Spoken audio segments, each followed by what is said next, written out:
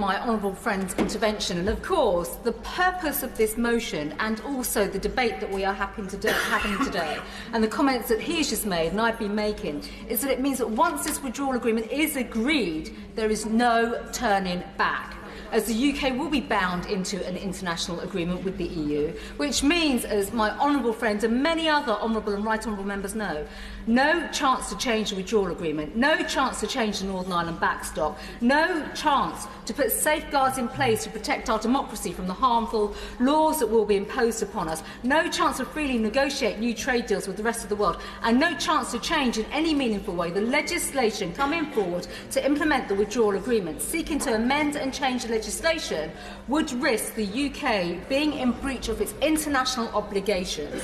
Agreeing the motion will mean we face a Brexit deal that is dreamed up, drafted and decided by the EU. Once the motion is passed, we will be forced to comply with the EU's demand.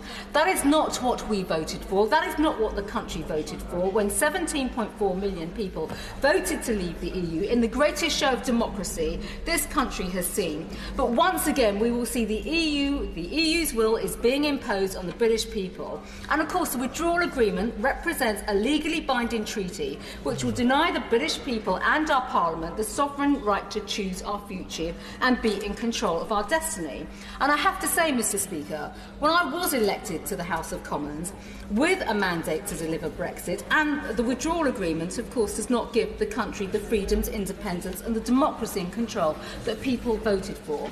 And it's becoming increasingly clear that MPs voted on those mandates to take Britain out of the EU, the customs union, are effectively, and I think we've got to be honest here now, going back on the pledges to impose a customs union on this country. The withdrawal agreement already includes a single customs territory which forms a customs union, and many MPs, of course, we know in this House want to go further.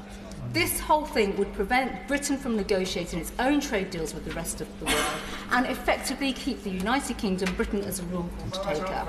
I will give way.